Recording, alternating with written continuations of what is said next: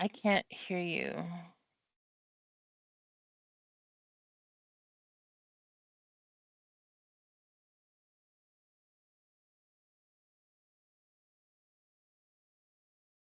I can't hear you through. No, I can't hear you.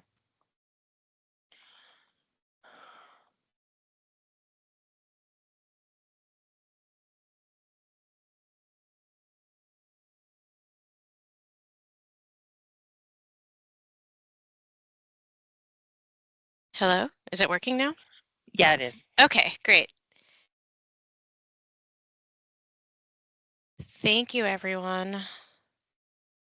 Give it another minute for some people to get in.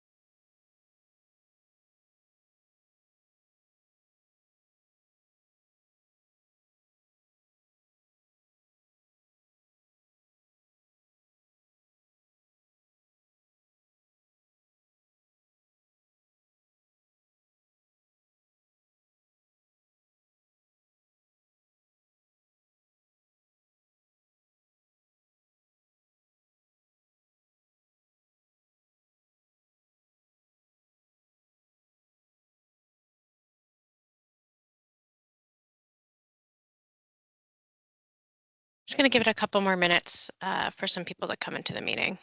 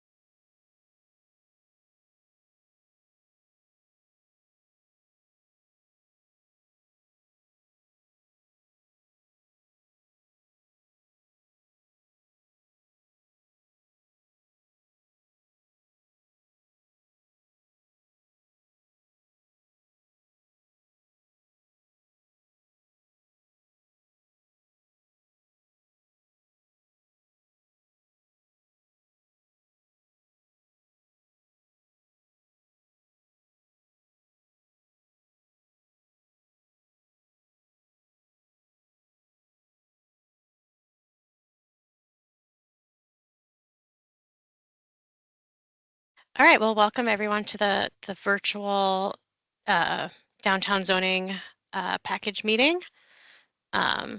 Just a quick review of what Redmond 2050 is. Every 10 years, we're given this opportunity to plan a new vision for the city or update our vision of the city. So the zoning changes that we're seeing now are a result of that planning process.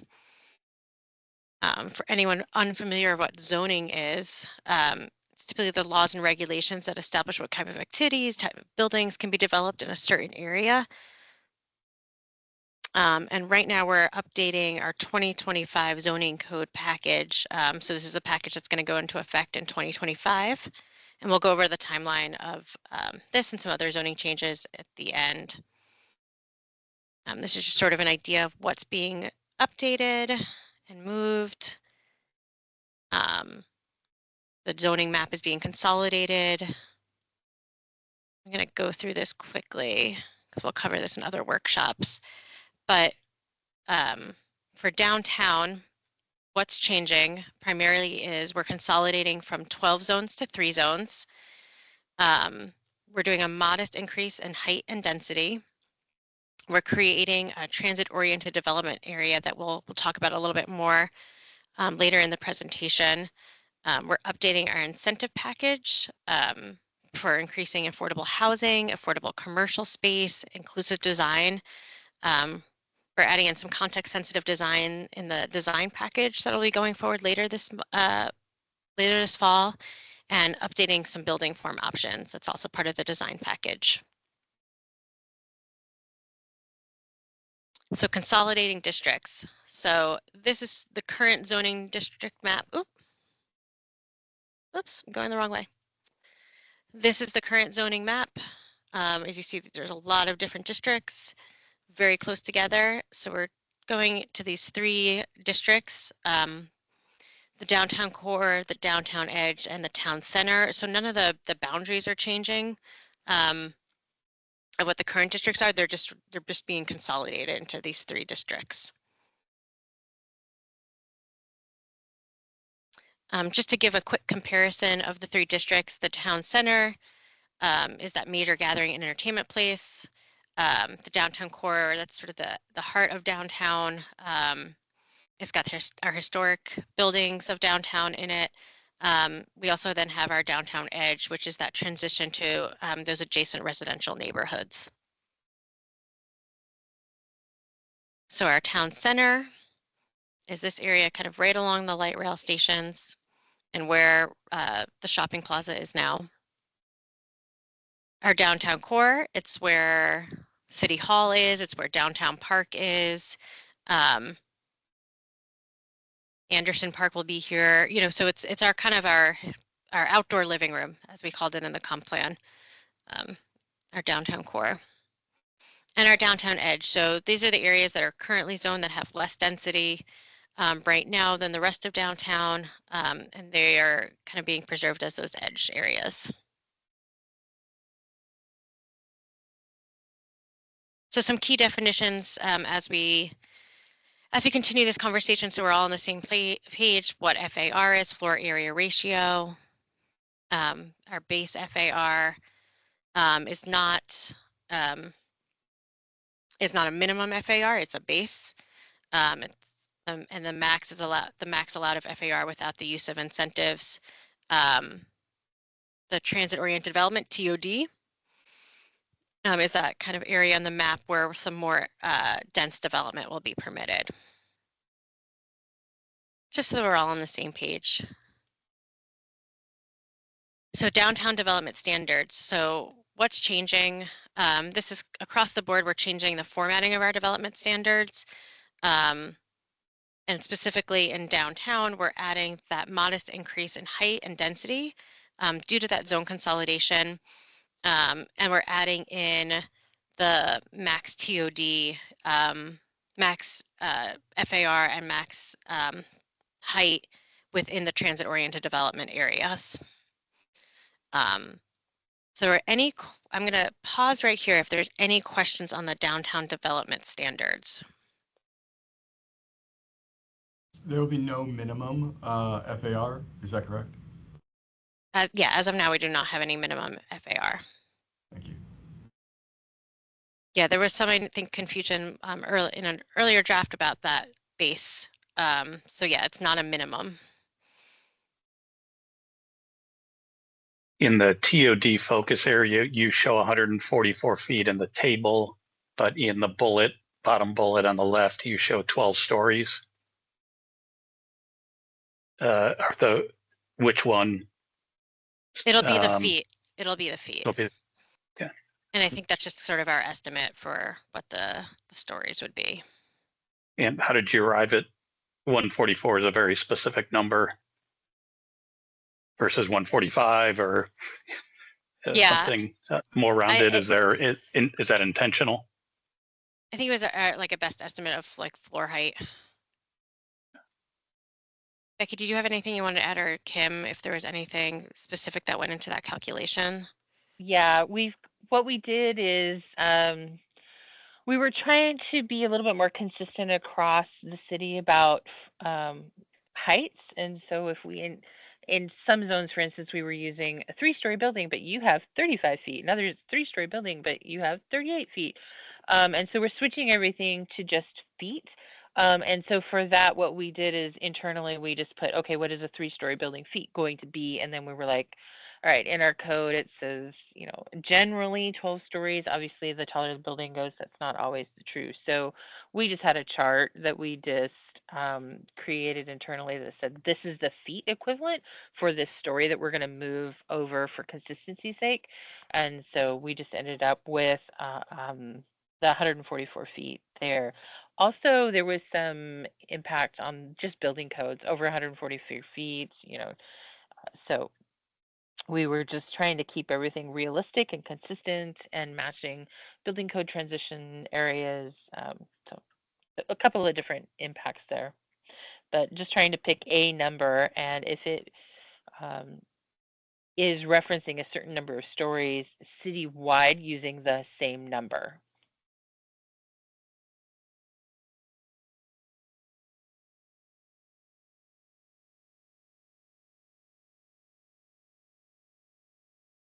Any other questions?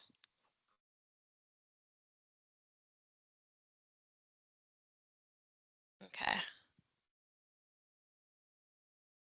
So another thing that's being updated is we're going from, sorry, I guess no, Colin, I go ahead. apologize. Yeah. Hey, sorry for coming late, and then asking questions. With respect to the upper limits of the zoning, we've had some discussion, and I think everyone sort of knows that in building, there tends to be what developers kind of think of as a no man's land of between, say, I think it's 9 stories to sort of, I don't know, 12 or 13, that it often the incremental cost of adding stories above what would be a mid-rise structure to a high-rise structure, the incremental cost tends to be quite a lot more. Was there any, and I know there's all kinds of considerations. Was there consideration of potentially going higher, which then tends to encourage that or make that incremental step a little bit more viable for developers or builders? We did, in the environmental impact statement process, study a series of different heights. And I think at one point we studied 16 stories as an option. It came back down to making sure that our heights were consistent with a bunch of other pieces and parts that were floating. And so originally, the intention was just to go to maybe 10 stories, and we bumped it to 12 stories as the final proposal because the feedback that we got from the community was that 9, 10, and 11 is that what you referred to as kind of a no man's land. It's really hard to get from 8 to something a little higher, but 12 is the next pause point where it does financially make sense, and so that's why we did go with 12. Is to make sure that we weren't going with something that was lower than what would make those slightly taller buildings more viable. Thank you. Thanks, Becky. So something that is also changing is we're moving from the downtown pedestrian system to the public realm types. This is a change that we're doing also in Overlake and Marymore. So consolidating some of these street types that we have, which are now like type 1, type 2, type 3, and kind of giving them some different names of urban core, urban mix, consolidating the landscape yard, and the shared streets. Just some other like housekeeping updates, or this is not the final map, but this is a back of the napkin kind of update. You'll see a cleaner map in the final draft, but as we're making changes, we're just kind of doing some quick hand changes on this map. Some housekeeping items too. Right now on the map and the pedestrian system map on downtown, they have the BNSF trail labeled. That's now the Redmond connector, so updating that to be an actual urban trail, so reflecting conditions that have changed since this map. And then also consolidating the town center street types into one map. So that goes into kind of the ethos of this zoning code update of like consolidating and simplifying stuff, so information is all in one space, all in one spot. So here you see that updated format. So you'd have the map and then the table. So it's all in one place.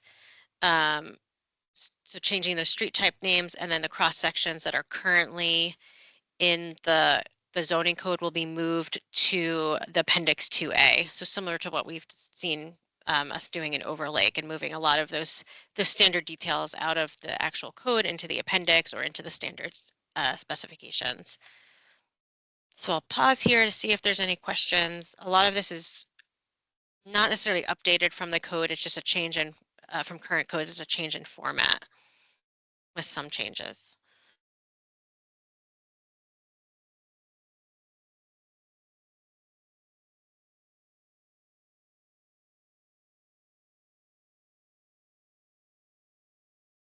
Give us a moment to kind of look at it.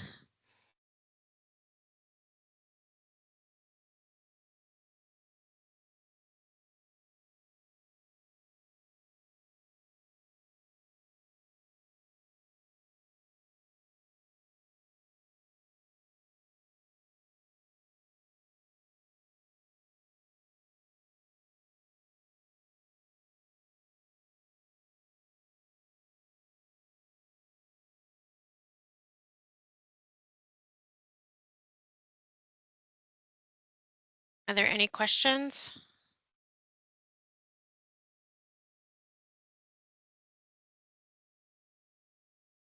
All right, if there are, we can come back to it.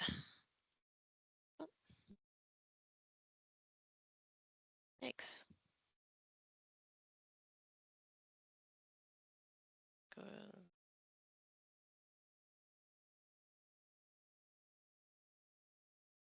Just gonna get us down to the next slide here.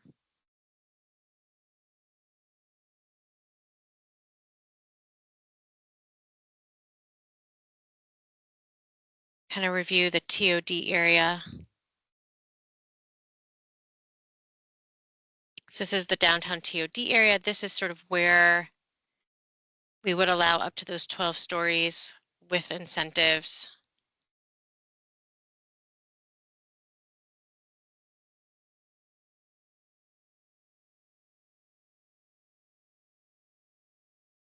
And then we've got our timeline of when this is going. We've done some PC briefings. And then we'll have some more Planning Commission briefings in October and study session and a public hearing on November 6th for this.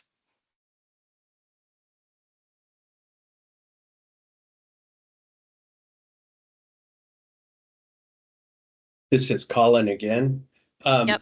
So in terms of when you might start accepting pre-app and so forth and to start projects under the new zoning, what is your best guess for planning purposes for folks like us?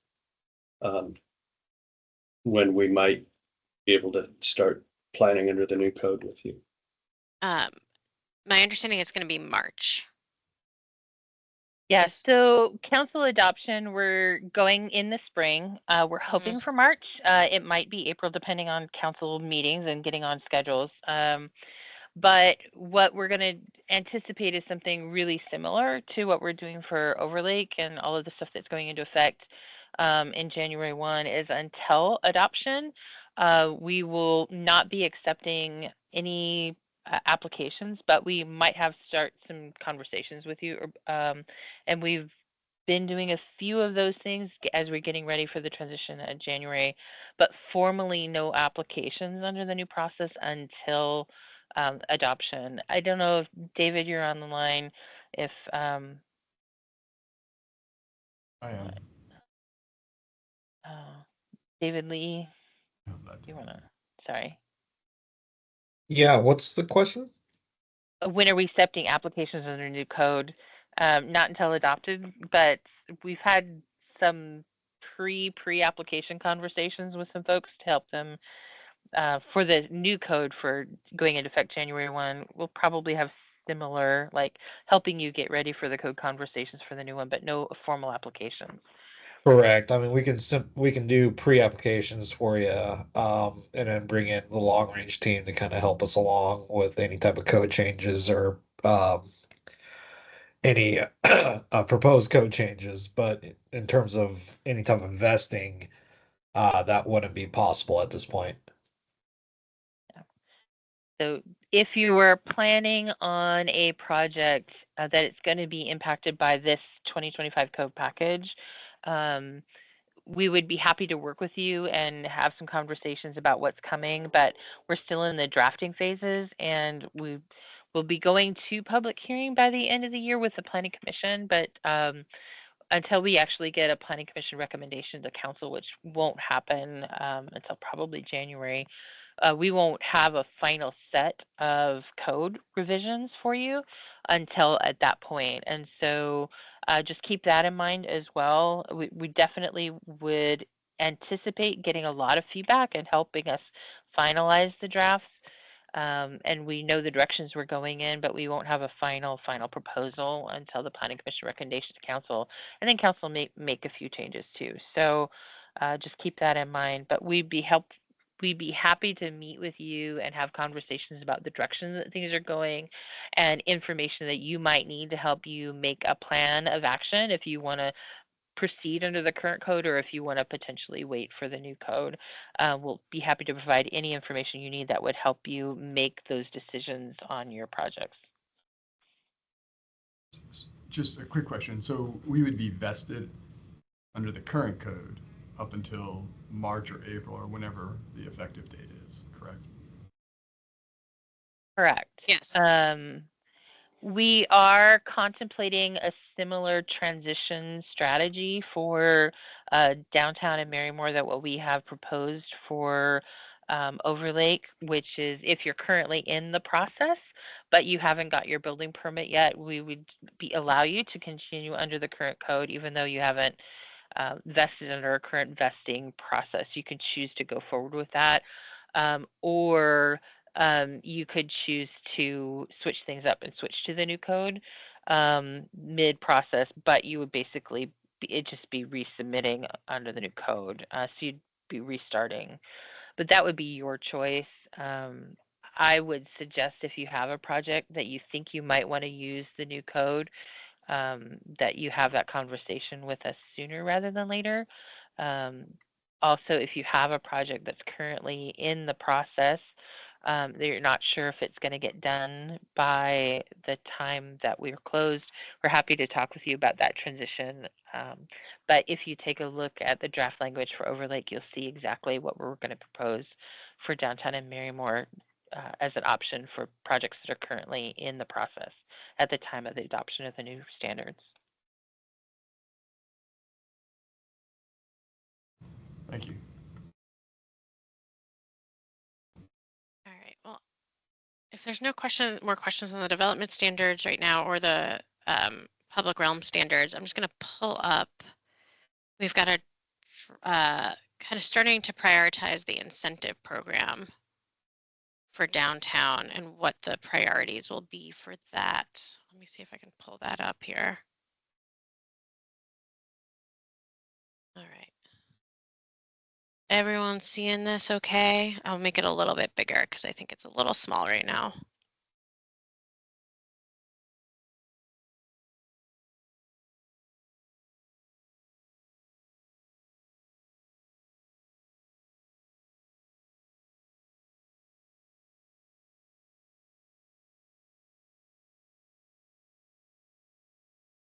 There we go. Is everyone seeing this okay?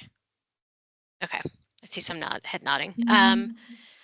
So once again, in trying to, and in an effort to kind of make things look the same in each of our centers and our standards, this, if you've been looking at what we've been doing in the Overlake Code or Marymore, this should look somewhat familiar structure. So we're going to that points-based system in downtown as well. So looking at affordable housing, and that is going to be so the key is very high to very low priorities right now, and we'll start to assign points as this draft moves forward. So having within downtown affordable housing very high, that child-friendly housing that we were prioritizing in Overlake, it's going to be kind of a medium low in downtown. We're also looking at those green building standards. That'll be high or very high in downtown. Looking at inclusive design. And if there's any questions, feel free to raise your hand at any point as we kind of run through this. Is it possible to have Are these slides available online or could be at the conclusion of the meeting? The slides will be available online, and I think Becky, are we publishing the incentive pack this for Planning Commission later today or this week? Yes, this Mhm. will get published as a part of the Planning Commission packet for next week's Planning Commission meeting. So it'll go on the website tomorrow. So if you're following that along, this will be available. We're hoping to get feedback on the preliminary. This is really preliminary. We want the community feedback over the month of October. So we encourage you to take a look and see if we're missing anything, if you think the prioritization level should be adjusted a little bit. We hope to get that type of feedback over the month of October. Yes, we've got looking at kind of that inclusive design, so accessible housing, so sort of going above those ADA requirements. And it's also high and very high, and medium high right now in our prioritization for downtown. Building site and form uses, looking at, very high in our TOD, that anti-displacement provisions in the incentive package. Looking at kind of having very high points for if you build a building and you put kind of the shell and specifically the grease traps, venting. We'll add some more specifics on this for a restaurant to go in that ground floor. So even if you don't have a tenant that's a restaurant for your building, kind of building it out at the start and the construction of the building would get some high points. Because we do want our downtown to kind of be this 18-hour, entertainment space.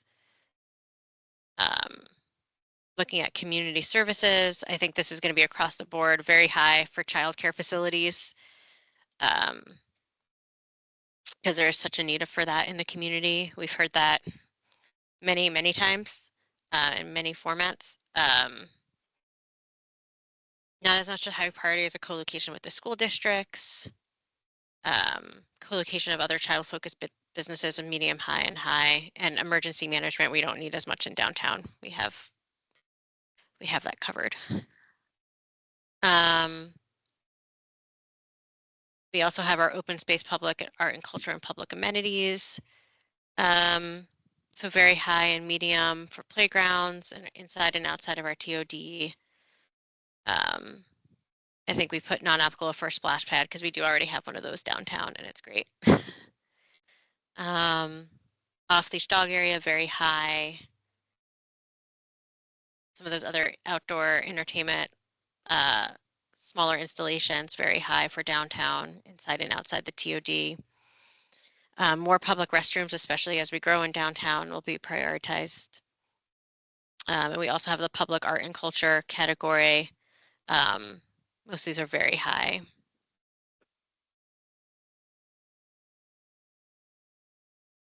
I can jump in here real go quick. for it. So the catalyst category is intended to be a one-off or one, two, or three, maybe, and then it'll drop off, or for just a couple of years, just to really push certain things to come a little bit faster, or just get a couple things in to set the stage. And so this particular category is intended to be used as a standalone if it needs to be, or it could be integrated with the fuller program. So just from a how it works standpoint, but they are all widely different in different areas. Like we don't need certain things in every district, and we only want one of some of these citywide. And so just keep that in mind. It might be deemed as high or very high, but we're only looking for a certain number of them or for a certain number of years prioritizing. And so it's going to be a little bit of a first one in gets it from the catalyst category standpoint. So just to set the stage for that. Yeah, and so we don't have very many in downtown. Mass Timber Project, especially inside the TOD area, is very high. A commercial kitchen food court space on the ground floor or elsewhere in the building is very high. That would be open to the public. And lower no residential parking we have as a medium inside the TOD. And those are really, I don't think I missed any. I think those are the big catalyst projects for downtown right now. Yeah. If you could do me a favor, Lauren, and zoom into the upper left, I want to explain a little bit about the left-hand categories. Oh, yeah. This is much easier to see. Okay. Yeah. Sorry about that. But yeah, maybe go up a little bit where we have check marks or in each of the categories on one of the pages. Zoom up a little bit. I mean, to another page. Sorry. It's like moving without me. Okay, there you go. Well, maybe not at a split page. Like get to one where you can see the. There you go. Sorry, it was like moving slightly without me touching the mouse. All right. So on the left, there's 3 separate columns. One is child friendly, one is inclusive community, and one is arts and culture. So what we did in the overlay is we started with that child friendly bonus eligible. And what this is it's another way to stack on top of the incentives to achieve specific goals we need in certain places. And so how it works is if you do 4 or more child-friendly, and there's some qualifiers in there, you automatically get an extra bonus. It's just automatically built into the calculator. You don't have to choose it. It'll automatically count all of the ones that have a check mark under that bonus eligibility column. We're proposing to expand that citywide, obviously, but also as we start to build out the citywide program, have these 2 more columns. The inclusive community bonus will work the exact same way. You choose the options and they stack up, and if you get a certain number or more, you automatically get an extra bonus for each of those. So their inclusive community and arts and culture are the new columns that would stack that we're proposing in the new package, and then the child friendly, we're just continuing past overlay and extending that all throughout the community. So all of these are intended to be stackable. And one of the ways that I want to point that out too, could you go to the green building page real quick? This is outcome based. And so when you choose an option that achieves the goal that's listed in the line item, you get credit for that line item. So for instance, if you do a mass timber building that has embodied carbon reduction and it has a bunch of other things built into your construction standard, you can automatically check off all those things that particular methodology that you chose in your building construction achieved. So instead of having like you must do a LEED silver certification, blah, blah, blah, and then having that as one line item and then having to earn all of these things separately, it's just what are you achieving with your design outcomes? And so in that particular case, what it is allowing us to create a system that is entirely menu of options, but also stackable based on, we're not focused on what you choose. You choose what works best for your project. You could choose a low-cost item or a high-cost item, whatever builds the points, the system that you need to do, and we'll just get you whatever outcomes you meet. You get the qualifiers. And so if you choose, for instance, the mass timber building, you get it, that is a catalyst category. You check box that, and then whatever outcomes that you've chosen from that, you automatically check in over the green building, and you get both points. You don't just earn it one place. And that was a question we've got a couple of times over the course of the year. And then all of the other bonus categories, again, they stack. So you've chosen the 4 child-friendly, for instance. You get the points for each of those line items, and you get the automatic extra bonus. So that it's all intended to be stackable. The other question that we have gotten a couple of times is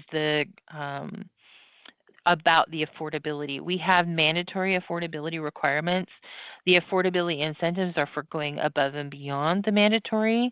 And then those additional units that you get through the incentive program by being able to go higher, get more FAR and more building height, do not have to be affordable because you've met your mandatory affordable without the incentive. So that's another qualifier that we've had some questions about.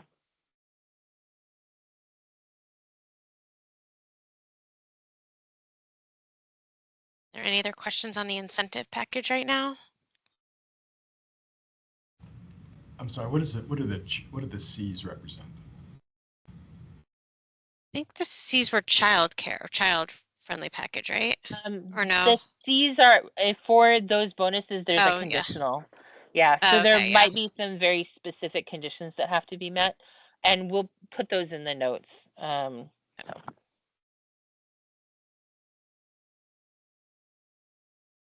So for like the arts and culture, there's small affordable commercial spaces, yes, but you only get the credit if they're dedicated to arts and cultural uses. So that's the qualifier there. Thank you. I have a question. Can you hear me? Yep. Yes. How does it, this is Doug. So here we are, we've got this 60-foot height limit. We're all greedy developers. We all want the 85. And so I see this great matrix of all these things. It feels a bit like a roadblock on the Amazing Race, where you're trying to get it right, but you don't quite know if you have enough credit. Will there be some sort of spreadsheet that you can click that you're hitting one but not another, and you're getting close and you might get your 85 feet? Or is it subjective review by a committee that tells you No. if you can get your next clue? No. So I would recommend that you go take a look at what we've done for Overlake. There is an actual Excel calculator. There is. Great. There That's wonderful. is. You would just check the things that you want to look at, and then it'll automatically tell you what the points you would get from those. There's a very specific points assignment. It is based on whether you're inside or outside the TOD area. You've got a different level of prioritization points, but the calculator allows you to play around with different options to see what would best fit your project and what the points outcome would be, and does it get you to the points that you need for your project. And you could obviously get to your points with many different ways. You could play around with that option before you even come into us. But the intention then is for you to submit your checklist of these are my options that I've chosen.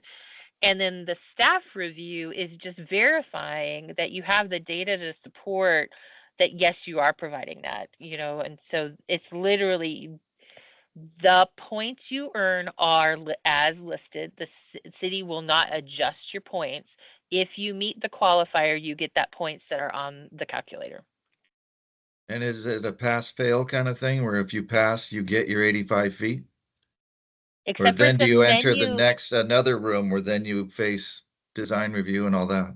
No, it's a menu of options. So you pick the ones that you're going to submit. All staff is going to do is agree or disagree with your documentation. Did you not support that you were going to actually do this? Then we're not going to give you the credit for it. But if you did support in your set that, yes, you've meet the qualifier, then that's the points you get. And to kind of fill in the next steps with this publishing this data, we have our prioritization right now. We'll get confirmation from Planning Commission, public input, and council. And as we kind of confirm what our priorities are with the community and with stakeholders, we then start to assign points. And the points are sort of based on a nuanced approach between what our prioritization and what the costs to developers are. So if it's a high cost item, you potentially earn a lot of more points for that. So you can pick and choose sort of, where you're spending your money and how many points you're getting. And that'll all be reflected in that final spreadsheet. Just to give a clue on how we get from here to those to that final spreadsheet. Yeah, at this stage, we don't have a calculator because we don't have points assigned. We're still doing the prioritization.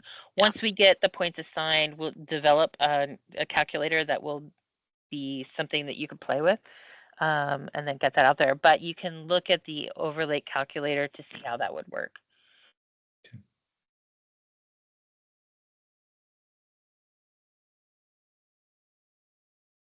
We have a couple of other workshops that are specifically about the incentive program coming up. I would encourage you to sign up for those if you want to dive deeper into the incentive program.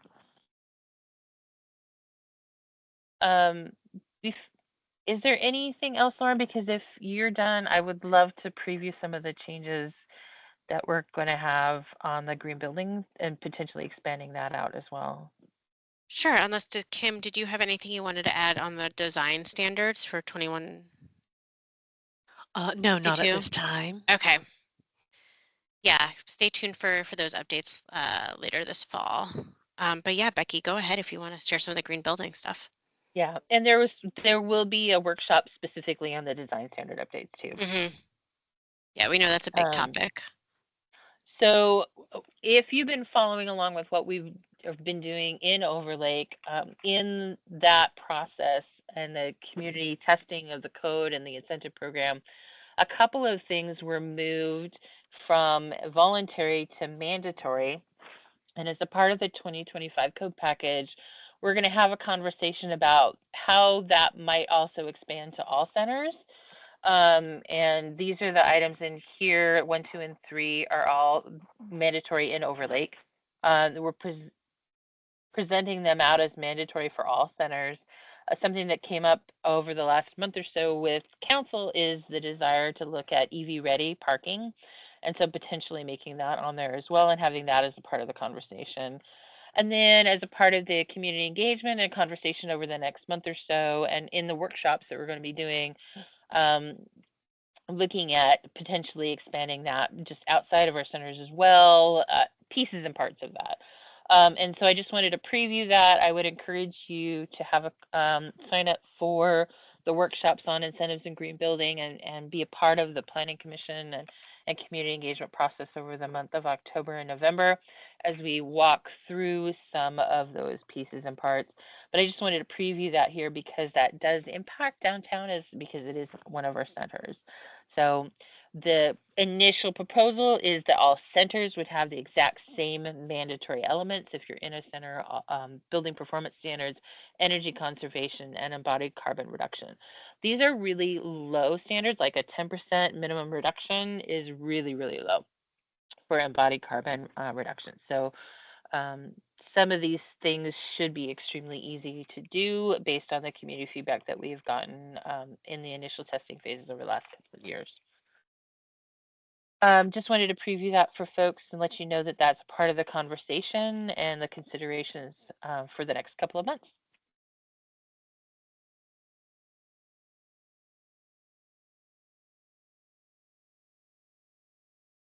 Back to you, Lauren.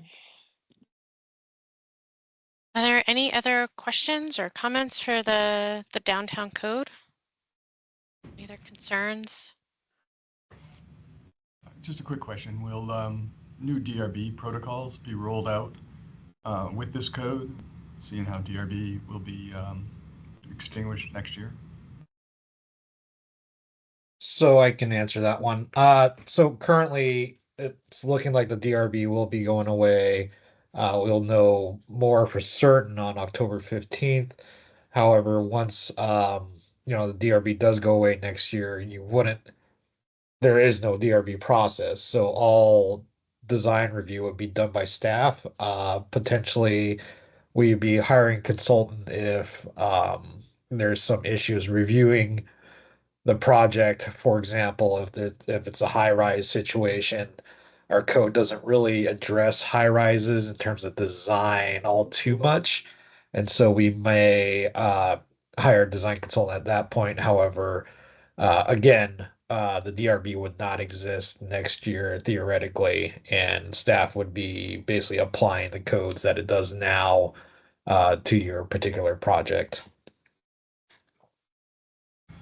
Okay, thank you, David. And just one other question. Is a live work component allowed in the downtown district? Currently, in certain streets, live work would not be allowed.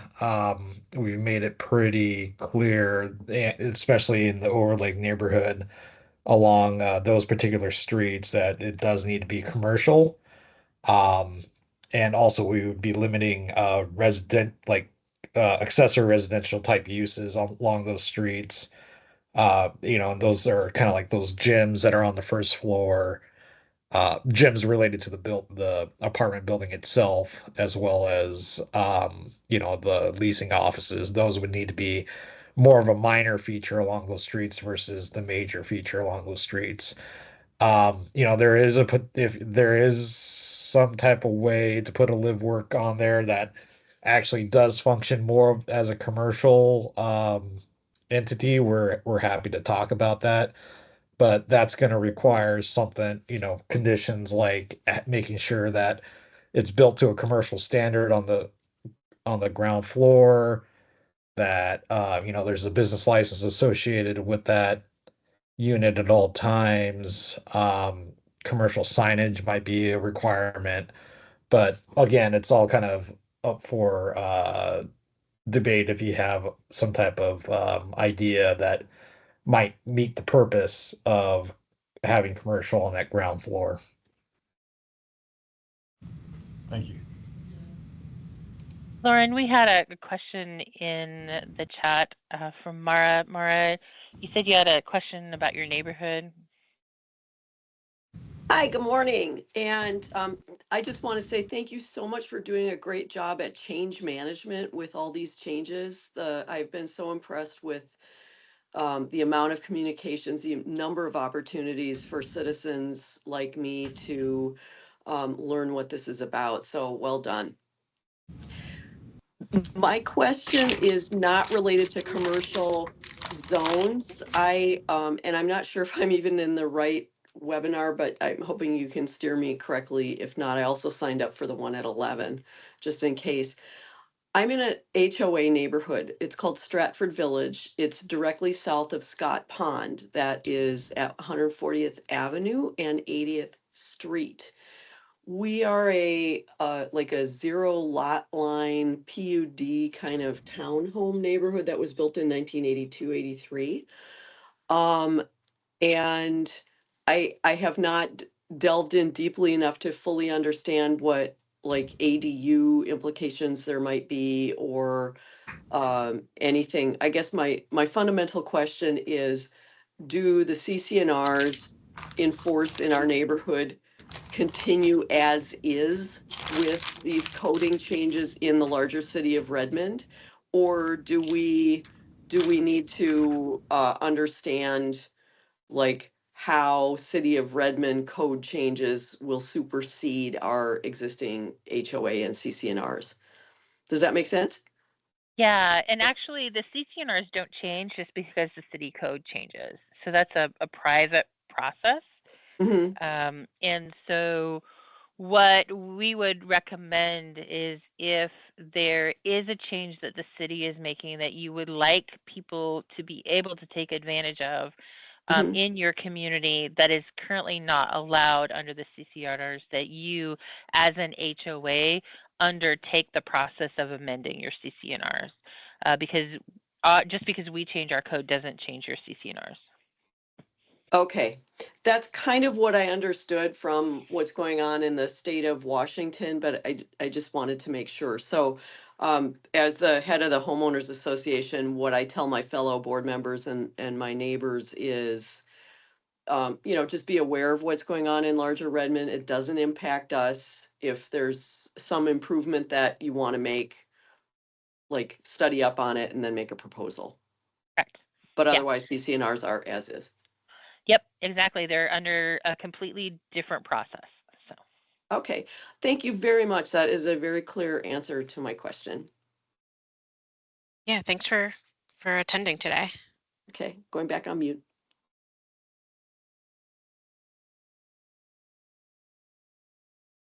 Are there any other questions, comments? If not, you can always reach out to the team here. If you something comes up and you have a question or have a comment, we'll be posting the drafts, or they're already posted. And we'll be posting updates periodically. And then if you haven't subscribed to the Redmond 2050 or the plans policy mailing list, all of the updates are sent out on those channels as well to find out about workshops like this, and when things are coming to the Planning Commission. And Becky, do you want to share when the next workshop is going to be? I think there's one right after this. There is. Yeah. Let me just put a link to the page I'm showing them right now. This is where we're posting the drafts for the 2025 code package. There's also our 2024 code package, which is even, it's also super big. So if you're not aware of the fact that we're completely rewriting our entire zoning code, there you go. Please check it out. We've got a lot of code updates happening. But also on our Redmond 2050 page at the very, very top of that, it lists all of the workshops.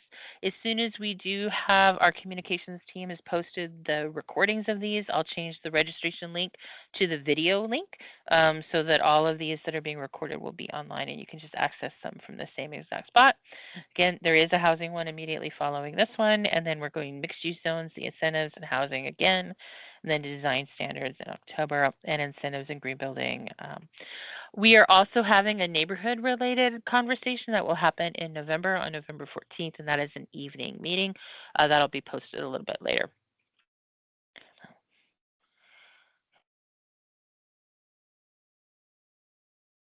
All right, well, I'd like to thank everyone for attending today. I hope this was helpful, and we look forward to continuing to work with you as we make these code updates.